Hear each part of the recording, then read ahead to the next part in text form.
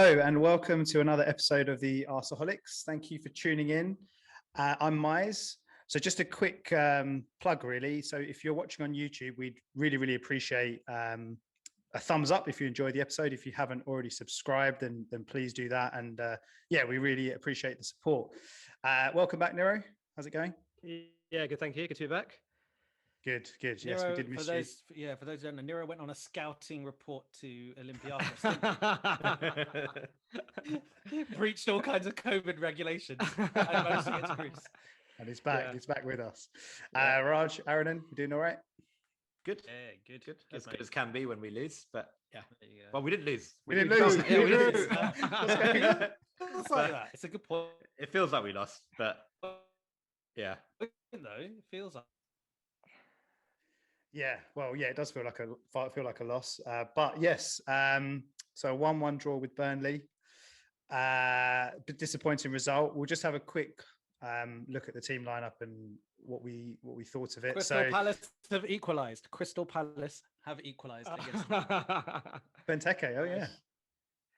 Nice. Okay. Well, hopefully the result stays like this or gets a bit better for us.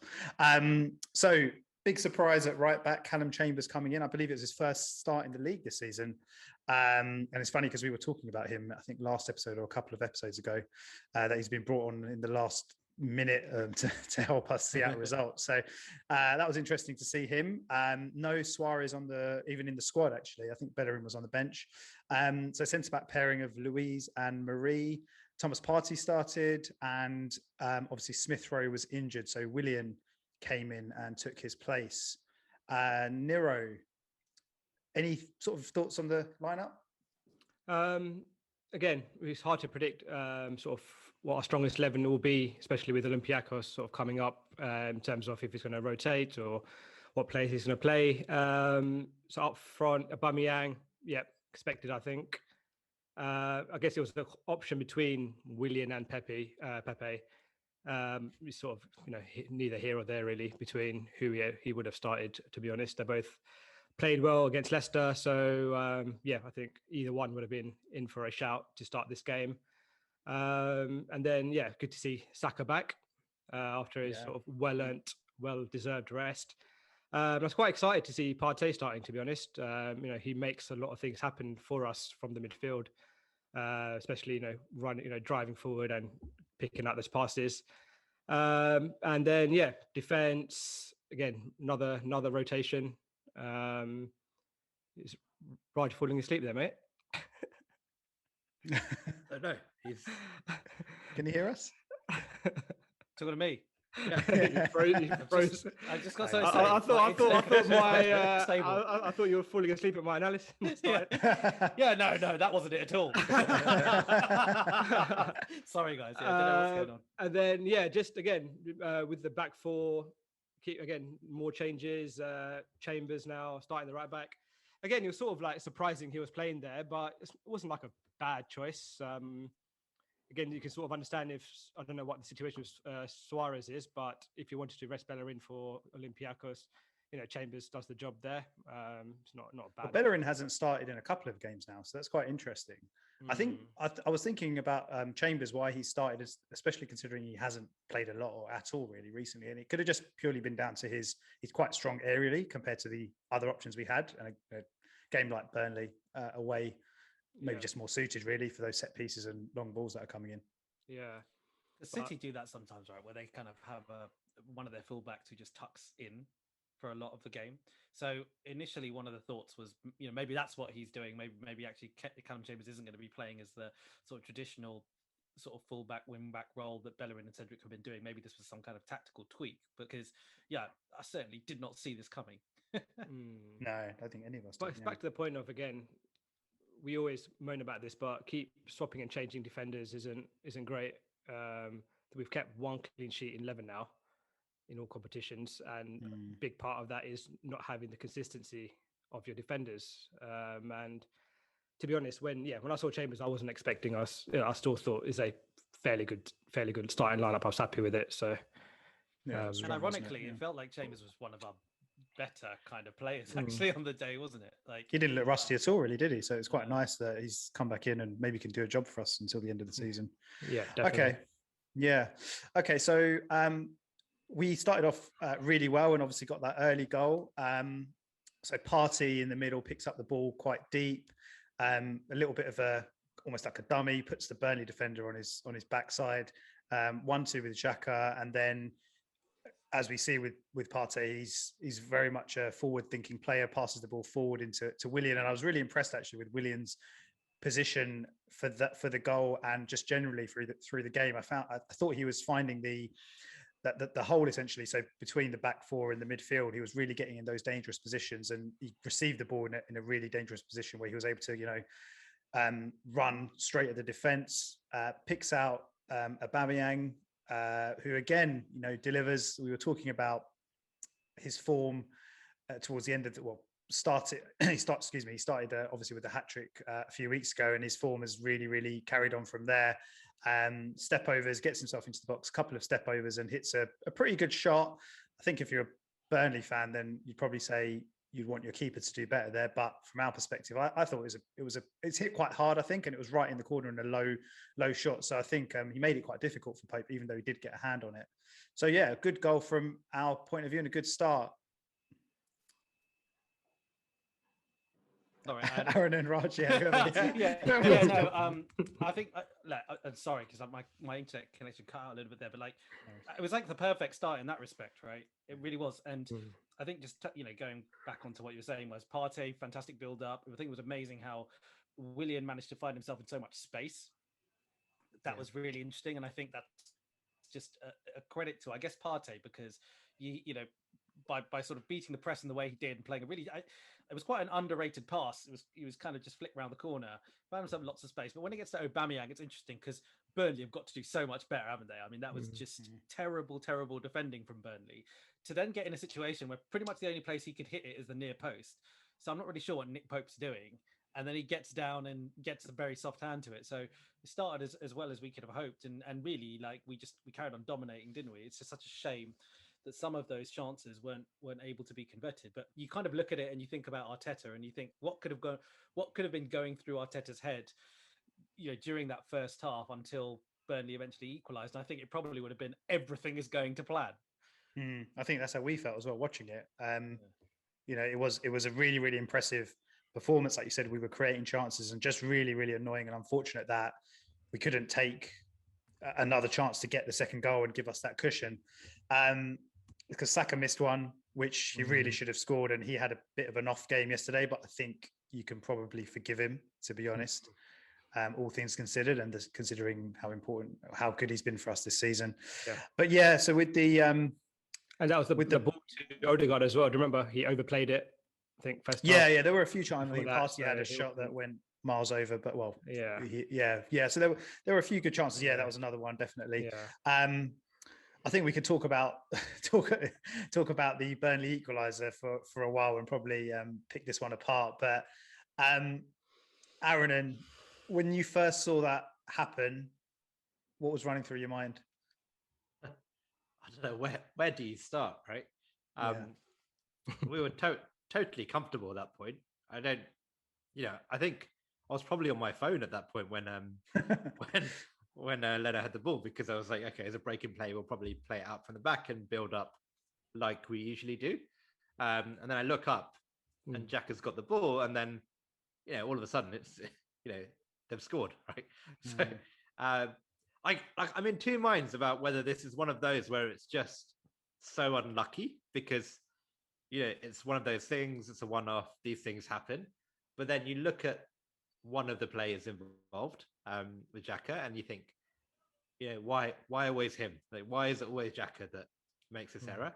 So part of me does think, look, that we do this a million times.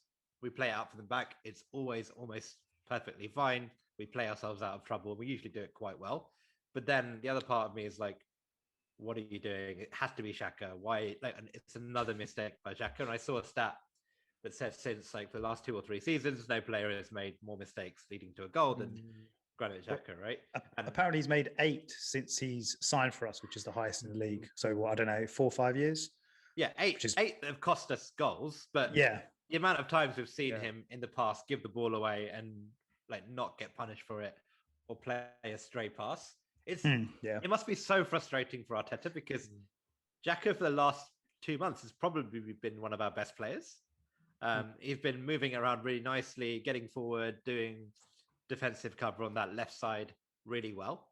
But then he just consistently has an error in him. And I know, Miles, we had a bit of a debate about whose error that actually was, right? But I think, Leno doesn't do well, but from the point that Xhaka gets it, he really should have done better. But you're right, it's probably a combination of two bad things happening at the same time. Yeah, I mean, we did have a bit of a disagreement, I guess, really. And I think I've watched it a few times since. I probably changed my stance a bit. I very much felt like while Xhaka, it's a crap pass, like it's awful, and his first touch is awful as well when he receives the ball. I just felt like on the first couple of times I saw it, Leno could assess that situation a little bit better. Where obviously you can see the whole pitch. He can see that because we've made a few passes going back to Leno and then I think it came out to Tierney and then back and then Marie and then back. So obviously the Burnley team are pressing further and further towards our goal. And at the point that Leno then receives the ball before he passes to Xhaka, I'm kind of thinking, well, like we're quite deep now and they're cutting off the passing lanes. Let's just not like take a risk here and hit it long. Having watched it again a few more times, I probably, like I said, I changed my stance a little bit on I don't know. I just think, Xhaka should do a lot better. And maybe I'm being a bit harsh on Leno because like you said, you do that 100 times or 1,000 times, it probably doesn't happen very often. And I think you guys were saying, look, when he first receives the ball, Xhaka, he's got a couple of other options. And if he plays it first time, then none of this even happens. But I think this then comes back down to almost your limitations of Xhaka as a player. And I think he's not comfortable on his right foot as well. So maybe, I don't know, I'm not sure exactly what happened in terms of why he decided to take a touch, but maybe he just wasn't comfortable. He had options both sides really. So he could have probably hit it with his left out to, I think it was Tierney maybe. I don't know, maybe it's just a case of when I had that thought of maybe it could have gone long, but if Arteta's saying to them, and I think I made this point in our chat, if Arteta's saying to them, look guys, for the next 20, 30 games, we're going to try this. We're going to be playing out from the back and it's going to improve, but there's going to be incidents in certain games where we're going to suffer basically, where we're going to make a mistake. Hopefully it doesn't cost us a goal, but it may happen. But in the long run, this is our plan. This is our strategy and we've just got to stick with it. So if that's what the players have been instructed to do, then, there's nothing I can say to Leno in that case. But there should be obviously a situation as well, right? If there is, it can't just be same stance every single game or during a game. Like if, that situation, you've got a lot of players in the box. Surely your keeper, if you're facing it, the instruction from Arteta should be just hoof it out, right? It should be like situational, depending on how many players in the box or how many opposition players in the box. We shouldn't be with everyone so far in our own area. Surely instruction at that point should be just clear it. Like at some point, what instruction should be clear it, not always play it out. But I don't think that was a situation where I'm inclined to, yeah. Oh yeah, sorry, Raj. I don't think that was a situation where that was you need to hoof it out. We were under no real pressure. It's not like Burnley was so high up the pitch that it was dangerous. I think to go back to your point, a player in the area, though, right? They had one player in the area, but we had three in and around the box, right? Like I think to go back to your point, Miles, Leno should probably know that you don't play a pass to Xhaka's right foot with his back to the goal. Someone bearing down on him. Like you use the common sense, right? If you're under pressure, don't play it to Xhaka, or at least play it on his left so he can pass it out quickly. But then, like Xhaka's a professional footballer, he should be able to turn under pressure and play a simple pass, or at least Xhaka was calling for it as well, though. That's the thing. Like first, I blame Leno saying, "Why are you doing it?" He wasn't ready. But then when you see Xhaka's actually saying, "Play it to me," right? All right, sorry about that, guys. We had some technical issues. Raj, are you there? Can you hear us? I'm so sorry. Mate, looks like you're in a hotel in Greece now, mate. Yeah. So I'll pick up where I left off. So go for it. I mean, this was a really great point that you made, because I think that when we loop back to how I think Arteta is clearly telling us that he wants us to try and beat the press, and that's been a feature even last season before we moved into our newer systems. One thing that's been consistent is desperately trying to beat the press by, passing it out. And what we don't know, is that behind the scenes in the training ground, have they really, really trained against this kind of high intensity press? And they are all completely comfortable that in this scenario, they are still going to be passing. They're not going to be hoofing. And I think, therefore, that goes to your point, Niro, where Xhaka's calling for it. And I think that tells me that they all are really comfortable in this scenario. They know, yeah, we're still going to pass it out from the back. This is not Xhaka expecting Leno to hoof it, and that's a miscommunication.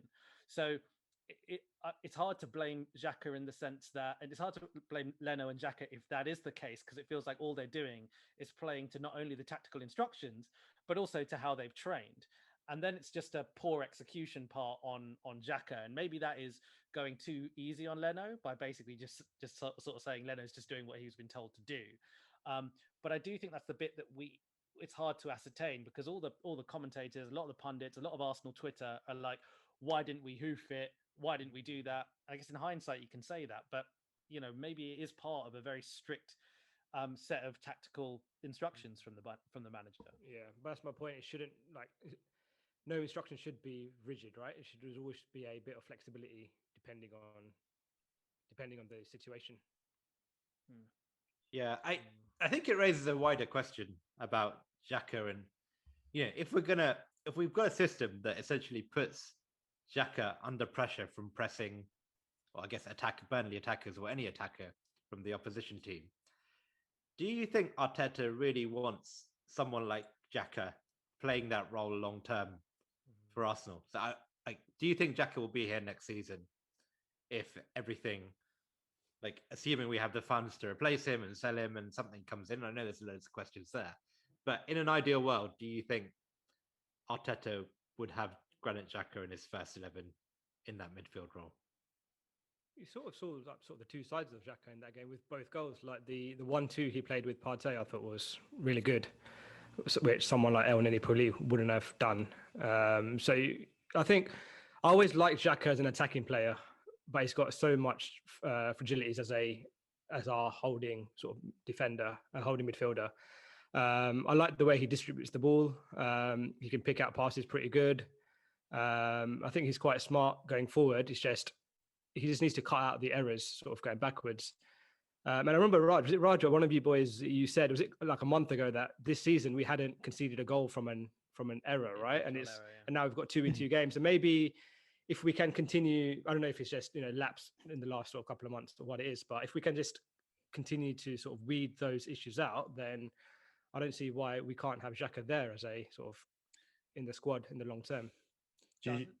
Yeah, go on, Raj, go on. Well, I was going to say 3 things, right? Because Aaron, and I think you asked 2 questions initially, and one was, do we see Xhaka here next season? And then there was also, do you think Arteta wants him in his first 11? And I think 2 answers to that is, one, I do think he'll be here next season, but I don't think that ideally Arteta would have him in his starting 11. I think that he would want to upgrade on that position.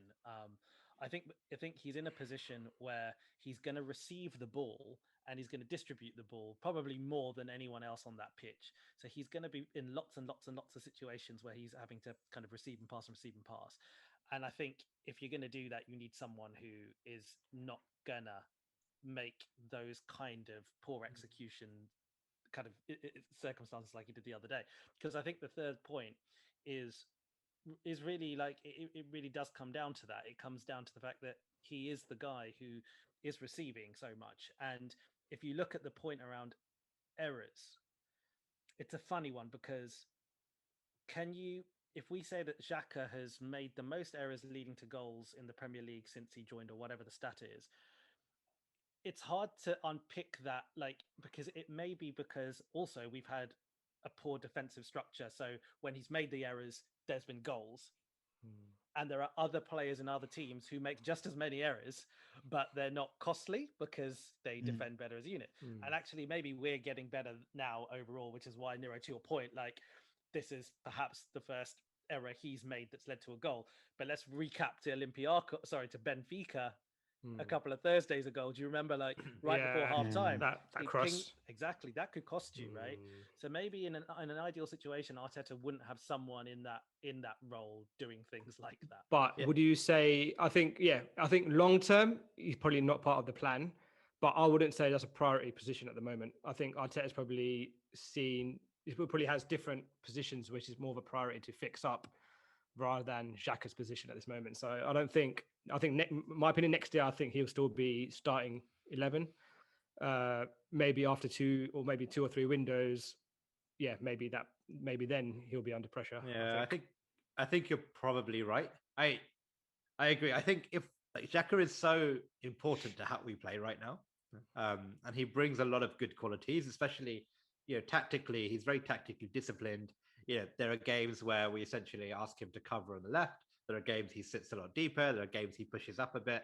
And I think that's why managers, and he seems to be quite popular because he obviously works hard in training, follows instructions well, and executes the plan very well. But like you said, Raj, is it wise to put so much faith in how you play in a player that will make 2 or 3 errors that unfortunately cost you every season?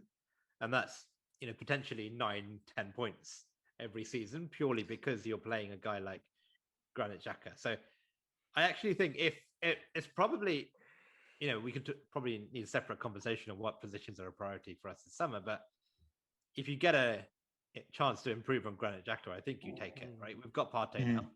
I think someone alongside him, especially given the uncertainty with Ceballos, Guendouzi, Torreira, there's potentially nobody else. So I think maybe it is a priority.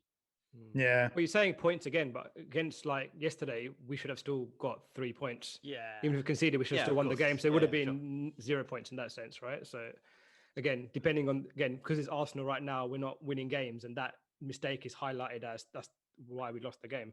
Yeah. Like the mistake against Leicester, we sort of talked about it. Why we drew the game. We drew. Oh, we drew the game. Yeah. But again, just because it feels like a loss, doesn't it? All right. Go on, Raj. No, I was just going to say, getting back to the game, I guess. Yeah. So I was going to say the same. So, like you said, it's quite a long discussion on what we need to do with our squad and players, which maybe is we'll save for another time. But so, excuse me, we go in at the break at 1-1. And Burnley come out with a bit of resurgence, really, in the second half. They started quite well, seeming to be pressing us quite high up the pitch. And it was a lot more even, I feel. And then I'm trying to think of if there were any kind of key incidents up until that sort of last 15 minutes when things started to go a bit mental. But was there anything of note aside from the substitutions? And I think it was quite boring. It didn't really look like much was going to happen. And then and then obviously there were the subs, and obviously Pepe was one of them, and he came on and he had quite an impact on the game. Well, I think just before that, that period, probably the only things that were of interest were from a Burnley perspective, because what kick-started that last kind of 15-20 minute kind of resurgence from us was Burnley had a couple of good chances, particularly the one which was kind of pinged across the box, which Leno made a fantastic stop for. That was like, I thought that was it. The ball comes across, he's straight in front of the keeper. He's hit it, Leno saved it. I think that then it felt like whether that's what we needed to kind of go, guys, we could lose this. And then, as you say, then the kind of the rest of the carnage happened, didn't it? Yeah, it did. So the farce with the penalty that should have been the handball. I mean, it's not really much to say on top of what has been said in the media, in terms of the pundits and post-match and even during the game. Everyone was just absolutely amazed that wasn't given as a handball. I mean, they've given the reason as, I think it was proximity. So obviously how close the two players were, how close Pepe was to Peters. It was. What do you guys think? I mean, it's rubbish, right? There is. I'm trying not to go on a whole rant about referees here, right? But if you say that is proximity, just go for it. If you say that is proximity, right? The guy's hand is like out here, right? And if you're listening on the podcast, it is like wide out left. So if that's a legitimate way of defending, every defender will approach a tackle with their hands out wide, because if it hits it, it's not going to be a handball because it's proximity all of a sudden. It's like they invented a rule yesterday because proximity was a thing. I don't even think it's part of the rules. And they use it as a decision to rule out the goal. But a million times in the future, they will give handballs for that reason. The amazing thing was Peter Walton, who's obviously BT Sports, like referee, whatever you call it, pundit type thing. Every time there's a VAR decision, he always agrees with it. But this was the first time I've ever heard him say, "Oh, I'm quite surprised that wasn't given." Which, I mean, not that it makes any difference, but it just compounds it really for me. It was just a farce. And people go on about like VAR, saying it's like, people have issues with the VAR. And yes, there are issues with VAR and how it's used. And certainly with offsides and things like that, it needs improvement, right? But there's a fundamental issue here where referees just do not agree on what is a handball between themselves. And you get one referee who will say it's a handball. Clearly the VAR seem to agree, but the next week, a different referee or a different match that same day, a different referee will give that. And it's lack of consistency, which is frustrating. It's insane. It's insane. And I don't think referees know what the rules are. And then the Premier League coming out and saying it's proximity, it's just not a thing. So don't just admit the referee made a mistake, and maybe we can live with that. Don't make up some nonsense about some rule that potentially doesn't even exist. That is it, right? Because there's two ways in which this is completely and utterly flawed. There's the first way in which you say, okay, look, there are a set of rules, and the problem is that referees are interpreting it slightly differently. So what one says is close proximity, the other one says isn't close proximity or whatever. That's one thing. What it feels to me, which is just the biggest farce, is they're picking and choosing which rules to use when and whenever they feel like it. So, the notion, the proximity notion was to say, all right, well, if your hands are in a natural position and it smashes you in a close proximity, it can't be your fault. What's the definition of close proximity? Is there what, 1 meter, 1.5, or is it just like, good point, can't just what it needs to be defined, right? You can't. But I guess the point is the proximity rule, if there is one, goes out the window when the defender's got his hands out, wide. Exactly. That's the whole point. The whole point was saying it's an unnatural position. You can't tell me that's a natural position. Like it's literally perpendicular to his body. So it's an absolute farce. Like that they can. It's okay that the ref didn't give it. Okay, cool. Like that's what VAR's here to help stuff like this. But for VAR to look at that and just say no, carry on. What planet? It's incredible, right? Absolutely incredible. Like, I would have loved to have heard if the refs were mic'd up, which is probably never going to happen in the Premier League. But obviously, we've seen like clips from, I think it was Australia or whatever league it was. But I would have loved to have heard the conversation between VAR and the ref. Obviously, if they just said, "Oh, it's proximity, no handball" or whatever. But I don't know. I just find it amazing. Yeah, it's unbelievable, really, isn't it? That I think there's too little incentive for them to get it right. To be honest, like I think there's no accountability. If they're getting defended for every bad decision, then they're not scared, are they? A friend of mine raised this point. Why is it that we can't allow foreign referees to apply for jobs in the Premier League? Why is it that in the other jobs, players, managers, whatever it is in football, you can come from abroad, best person gets a job, basically. Why is it the referees? It's a closed society. Right, it's so close, and there's just no incentive for improvement. They don't have to explain themselves ever. It's completely sickening, to be honest. And I know, like, fine, maybe we're on the receiving end of it this week, so it feels rubbish. But a really important thing that I think Arsene Wenger said recently was, there's this big narrative that gets pushed around these things even out over a course of a season. There's no scientific or statistical basis to back that up in any way. That's a nonsense thing. That's basically like saying you might as well play with no rules because it'll even out at the end of the season. Yeah. I think what annoys me is like there should be an open acceptance that they are getting things wrong. But when they make an incorrect decision that, I think most people can see that they got that wrong, they double down on the errors and they find a way to excuse it. But when I think fans can understand that referees are human, they make mistakes.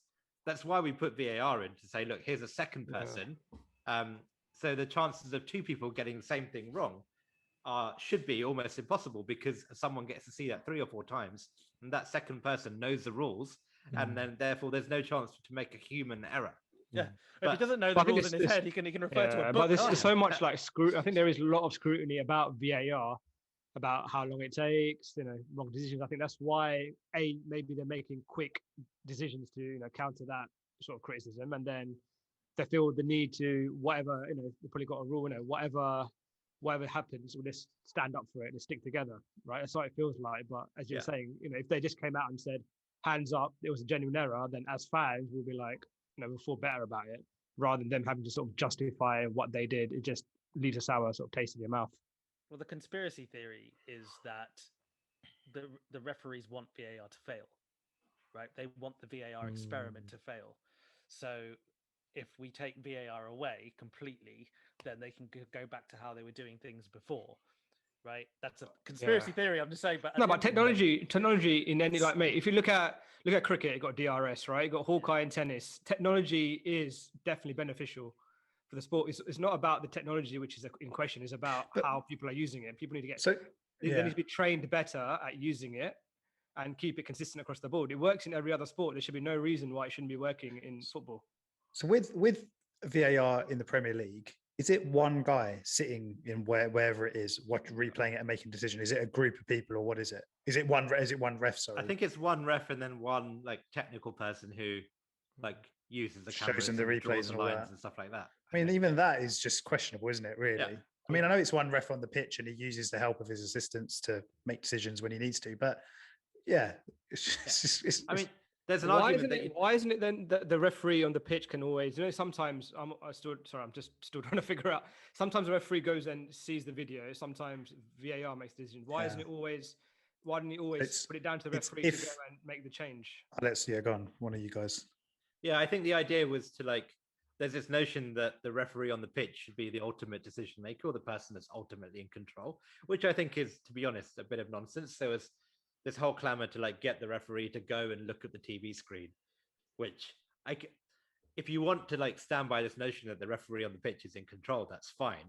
But you don't need that to happen. If there is a qualified person, it doesn't even need to be a referee, to be honest. There's an argument that you can say you just need to find some people who can look at replays and who know the rules and judge it. They don't need to be able to run up and down the pitch because they're set in front of a TV screen, right?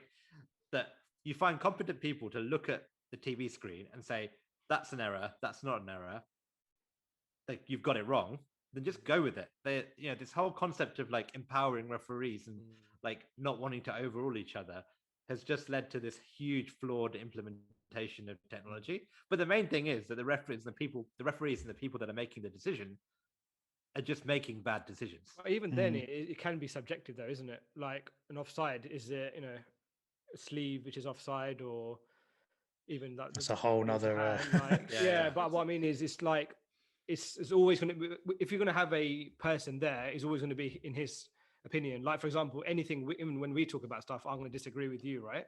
Mm-hmm. Or we all disagree, all our different opinions on the same sort of situation. So as long as there's always a referee or a person there making a decision, there's always going to be different opinions.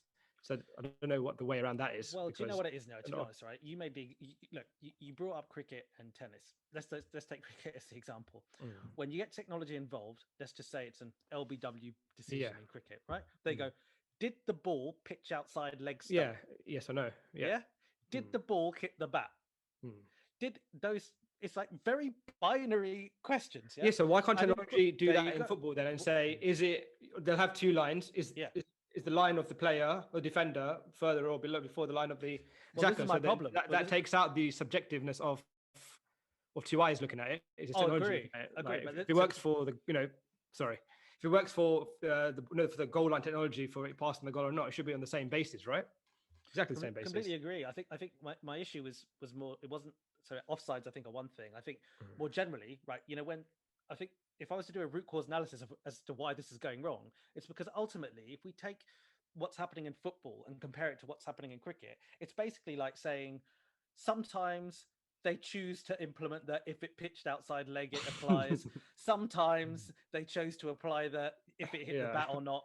It doesn't have to. You don't have to. It's a bit of. Do you know what I mean? That's what's going on in football. They're not following these like basic set rules. So it was an LBW, but he didn't intentionally put his leg in the way, so it's not out. And you can't. Yeah. So and then you can't be in a situation where one decision goes with that basis, and another decision goes, because at least with the other sports like tennis, with cricket, if they get it wrong, fine, they get it wrong, but they applied the same set of rules and logic, and this is not happening in football, and they all get to hide behind it. They don't have to explain anything. It's completely inept. Yeah, like we said, it's a complete farce. So frustrating. But even despite that setback, I guess you could say, the last sort of 10 minutes were pretty mental from then on. So Burnley had a couple of chances. The Peters hit a dipping volley from miles out, which Leno did really well to save, actually, because it was probably dipping under the bar. And that Chris Wood chance with David Luiz, I mean, that probably should have been a goal, really. Dives in, completely leaves us exposed. Chris Wood one-on-one with Leno, but Leno makes a really good save. But on another day, that one goes in and we're 2-1 down. But we rode our luck a little bit for those few minutes. And then Pepe, again, misses a really, really good chance. Ball comes across, I think, was it Saka who crossed it? I'm not sure who crossed it, but ball comes across and we're all watching it, just waiting for him to hit the ball, the connection. It just, I don't know, takes his eye off it, or I don't think it bobbled. Don't think there's anything you can say to give him an excuse for this one. He's just left foot as well, right? Left foot. Yeah, left foot. I think the words we used were that that's inexcusable, and I think it was. Such a good chance, wasn't it? And we're thinking then, oh God, we're not going to get, that's it. We're not going to get another good chance. Then there's the incident with the penalty that was given, and a red card given out to Peters again. It was, which was rescinded. But interesting one on this, because I think we sort of disagreed a bit on this one, where this was a cross from Saka and the volley from Pepe. I think Raji was saying, and I kind of agree with you. You were saying that it's a difficult volley to hit. It's coming at him at a funny angle. He has to adjust his body shape. So he's sort of done the best he can. I was sort of thinking, I agree with that. It is a difficult volley, but if he's got a bit of time when the ball's coming over to him to sort of have a look and see which side he should hit it to. And the left-hand side, I think there's 2 Burnley players and Nick Pope, and the right-hand side is completely open. And I kind of thought he might just try and sort of cushion a volley a bit more controlled, which he does anyway, but he generates quite a bit of power with the shot that he does hit. But I thought you might just cushion a volley towards the right-hand side of the goal, and there's no one there. It's completely open, and it goes in. But Peters does really, really well and blocks it onto the bar. So go on, Aaron. I just think with that shot, it's one of those where I think just get it on target, right? If you're going to hit that volley, and imagine he tries too hard to place it and he scuffs it, the first thing you say is just get it on the target, and it probably goes in. And to be fair to him, you hit that volley 9 times out of 10 in that position, it will probably go in, right? It's just unfortunate that Peters had was switched on enough to actually get his shoulder on there, and also then not give away a handball. He sticks his arm out though, which he's really lucky in some way. He sticks his arm out, he's lucky where it hits him. He's not, but I know what you mean. And we see the actual benefits of VAR, right? Because if we take our Arsenal hats off, I think most of us probably agree that that's not a handball and therefore not a red card because it hits his shoulder. And there VAR does its job. So I think if you're talking about like the benefits of VAR, something like that, which obviously changes the game, like the referee on the pitch, those referees make mistakes regularly on the pitch, and VAR does correct most of them. It's just very frustrating earlier on when they seem to miss an obvious one. But I don't blame Pepe too much for like the shot itself. I blame him for the first one because I think that's inexcusable. But the second one, I'm not too annoyed for the way he kind of placed that shot. Yeah, that's probably fair. That's exactly my assessment, to be honest. Agree. Yeah, that's it. And then I think we go into added on time. quite deep into, I think 92nd minute it was. Aubameyang has a great chance. The ball seems to sort of fall for him, and he's not far. I think it's around the penalty spot. Hits it, and again we're watching, thinking this is definitely going in. And Ben Mee, yeah, really, really good block. And you're thinking then, no, that's it, no more chances. And then the last 94th minute, I think it was. God, I mean, even with this, when Ceballos ends up hitting the post, but even just before that, Saka has a shot. I think it's Saka, and he doesn't actually hit it that well. He hits it quite well, but I don't think it's going on target. It gets blocked and comes back out. But even I'm looking at that Saka chance. That's a great chance, and he doesn't take it, and it comes back out, and Ceballos hits the post, and it just, yeah. I mean, we just so many missed chances. Such a frustrating game, all things considered, and especially the way that they equalised, or the way that we conceded. Really, really fine margins, I guess, yesterday. It was just heart palpitations, was it? Towards the end, it was just like so many, like you say, so many shots where you think, "Oh my god, that's in, repeatedly. It also, I was actually, this is like a really minor point, but I was really surprised that there wasn't more time added on, because even in the 4 minutes, there were so many little bits of stoppage. And then we get a corner, right? I think on the 94th minute. Oh, and they blew the whistle, didn't they? They blew the whistle. Yeah, I thought it was really unfair. So annoying. Yeah. But again, if I want to be critical again, it's why didn't we start, the handbrakes off a bit earlier than when we did? Because there's another 5 minutes we probably would have scored, I think. But that's a really good point, actually, Niro, because I think I've said previously that we seem, at least under Arteta, to have a huge lack of just going for it. This is the first time under Arteta that I felt that we actually did go for it and create chances. It was quite a weird feeling, because we haven't had that sensation of like finishing a game strongly and trying to score at the end. Usually our games in the last 10 minutes, they always then seem to like fizzle out. We pass it around. We don't do much. This is the first game that we actually did go for it. I don't know if that was intentional or tactical, or just got lucky, or Burnley faded away. But you're right. We need to get better at like putting pressure on opponents earlier and more consistently. And yeah, I think I'm interested to know what you guys are most annoyed about with that game. Is it the error that led to the goal? Is it the lack of chances that we missed at the start? Or is it, just not taking any of those chances at the end? Or is it the handball? So I don't think I'm that annoyed about the missed chances. Like, it's annoying, but to be honest, I'm just glad that we're in a position where we're actually creating them now compared to a few months ago. It's frustrating. We had the chances to win the game. We should have won the game. But that happens. And I think I think overall, if you look at things generally since the turn of the year, since that Chelsea game at Christmas, things have improved dramatically. Results have got a little bit better, but there's still that inconsistency there. So I can sort of accept that, we missed a few chances and didn't win the game. But I think for me, the most annoying thing, it's probably a combination. It's probably both the mistake and the VAR mess where we didn't get the penalty. It's hard to not focus on the VAR decision, because that just feels like we were cheated and robbed out of something which we should have had. My challenge, I guess, my problem is I agree with you in the sense that at the beginning of the season, when you looked at our expected goals, it was low, and the amount of goals we scored were low. Do you know what? We basically didn't deserve to score more goals than we were at the beginning of the season, and now we are, like you say, playing much more creatively. We are getting players in the box when they need to be there, and it's great. But do you know what? Like, to be honest, guys, it feels like there's just been too many games when I reflect on it that I've come back and gone, oh, we deserved more from that game. We missed those chances. We should have done better. At the end of the day, like, the teams above us aren't doing that.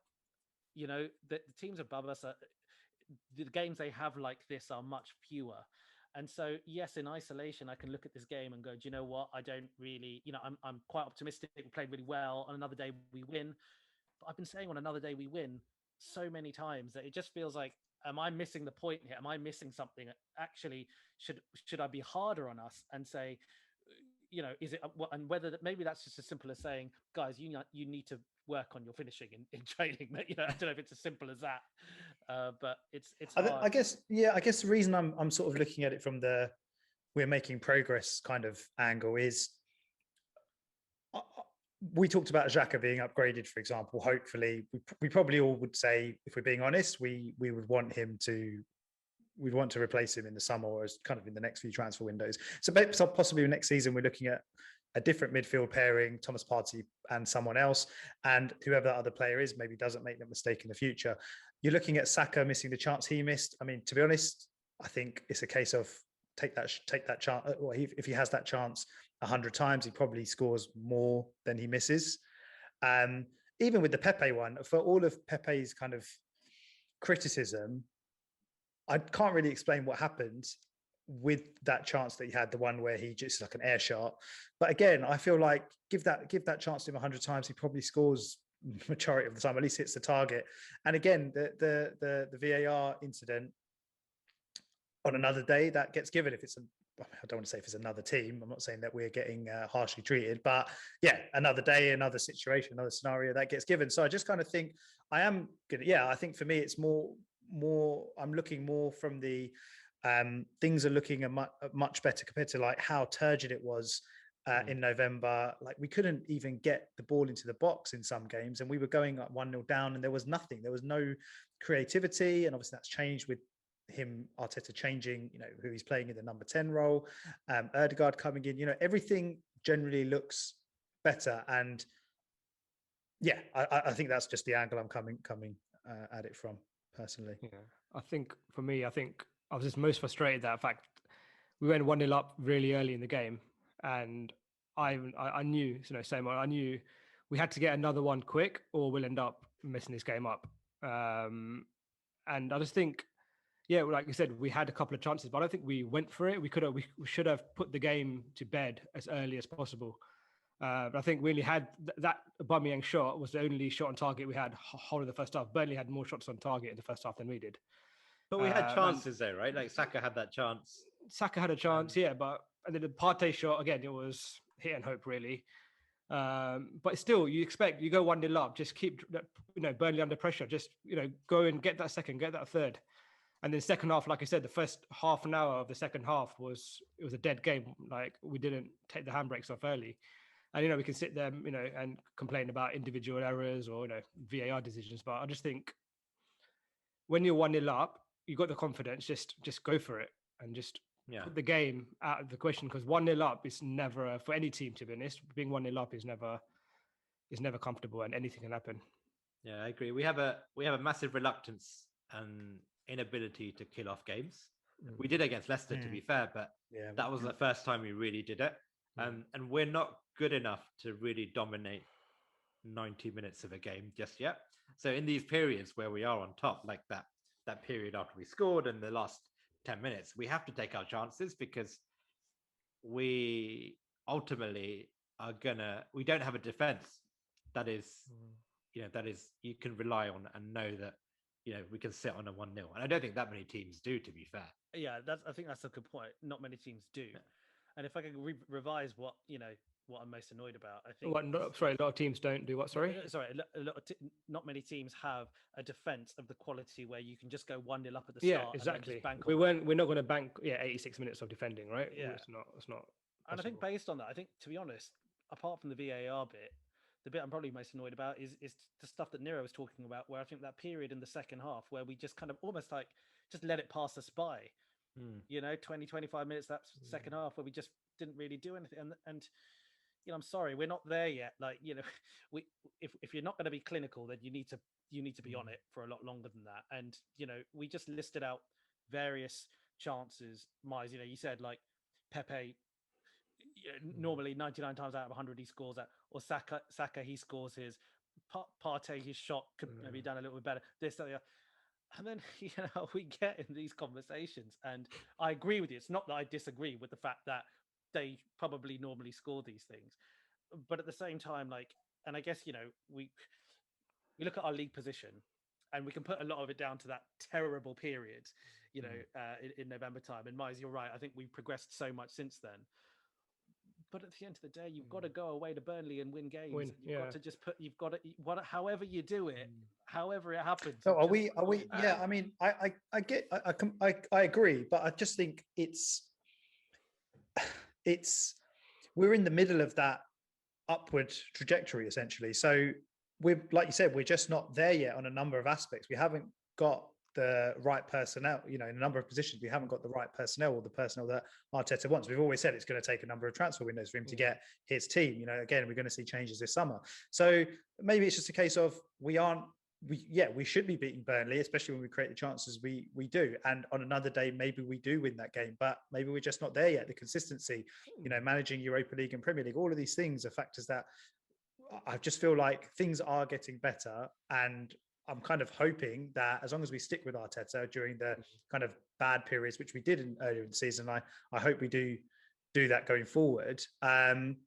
Things should start to look up a bit more. Like I think they already are, to be honest. And I completely get it. It's really frustrating. Like a result, not even the result, but the way the game went is really, really frustrating. But like, I mean, again, like the chance that Aubameyang has in injury time, he gets blocked, and it's just really, really good defending from Ben Mee. Like, I mean, on another day again, that goes in. You can't really say, "Oh, Aubameyang's done poorly there."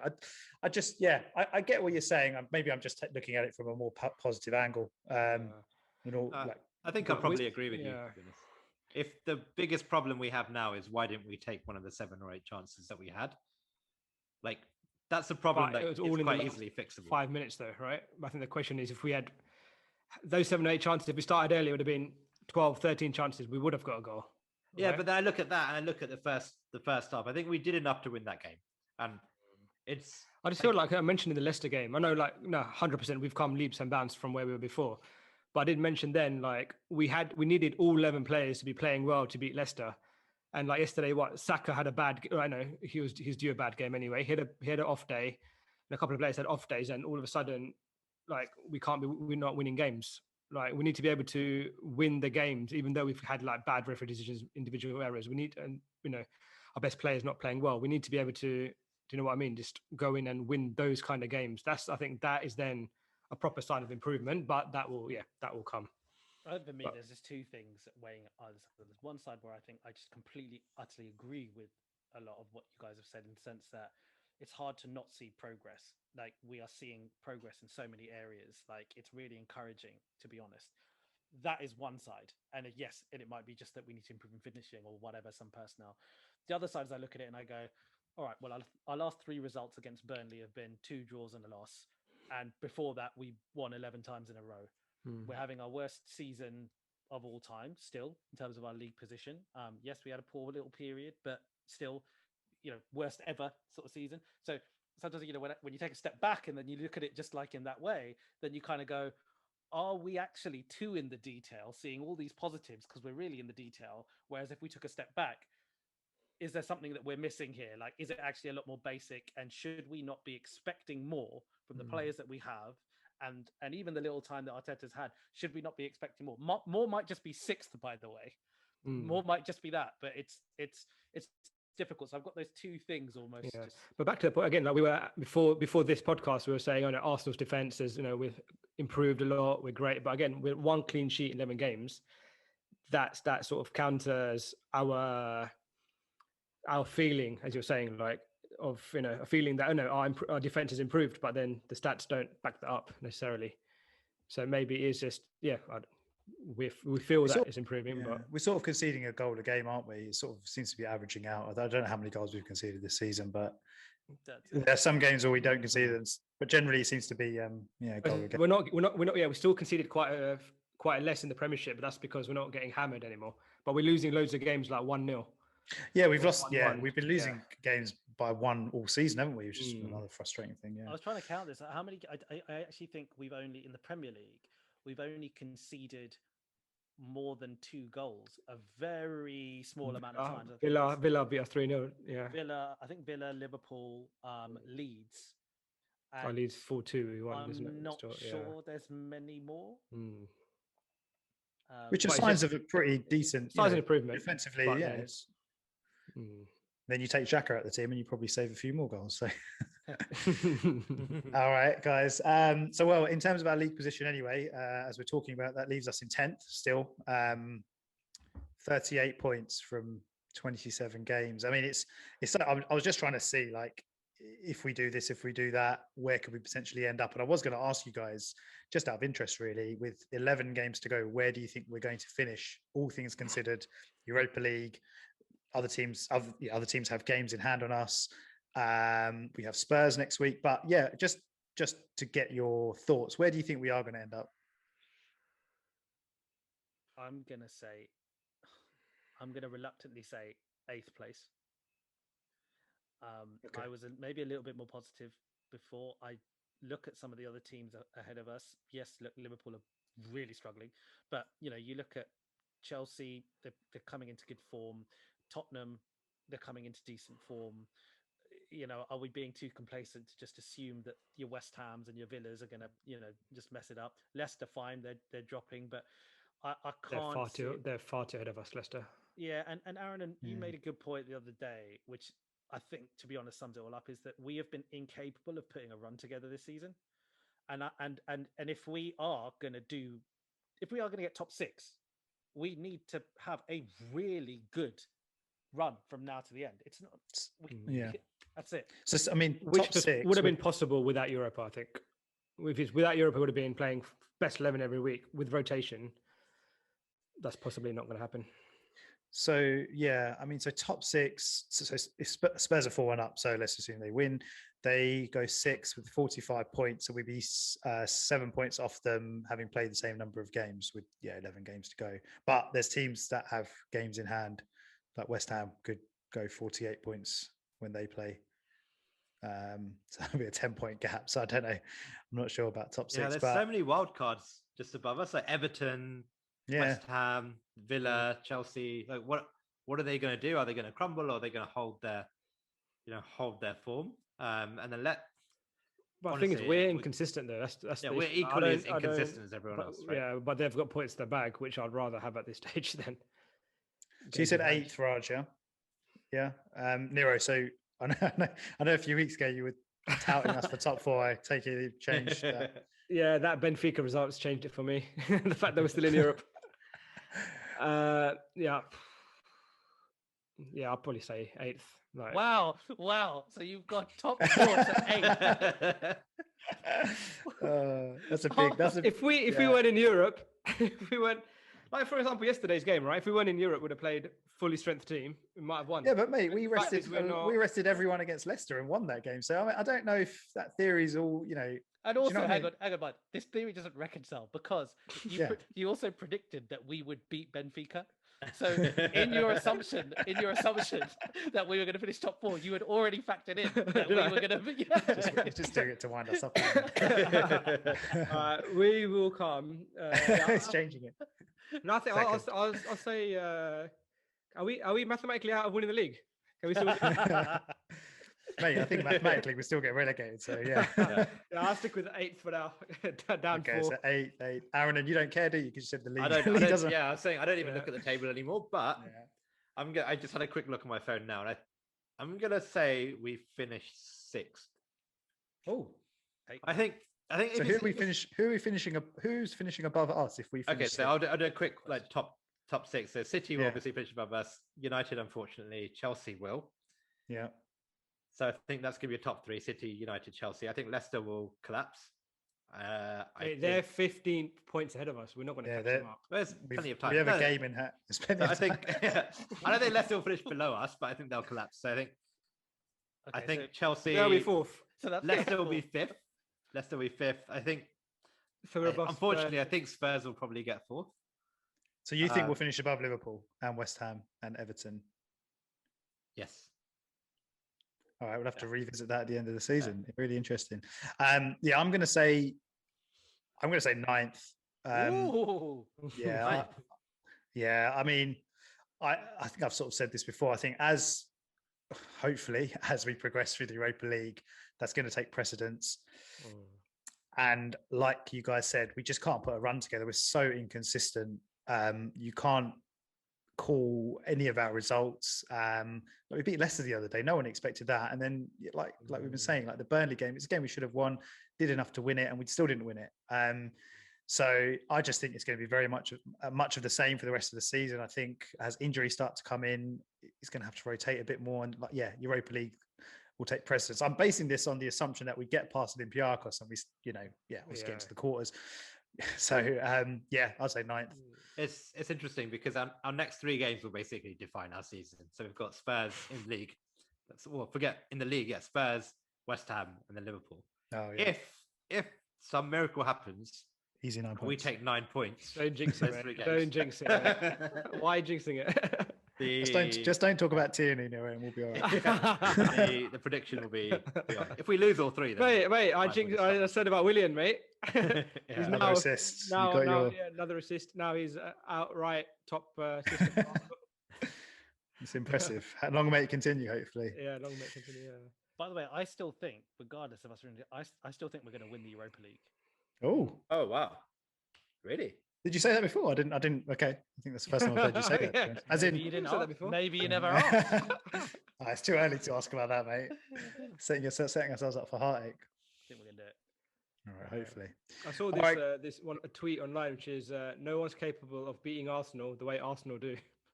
100%. So true. So true. Yeah. So true. I think that's a great way to end it, isn't it, boys? All right, guys. Thanks for listening. I hope you enjoyed it, and we will catch you next time when we preview our Europa League game against Olympiacos coming this week. Thanks again, guys. Thank you. Bye bye.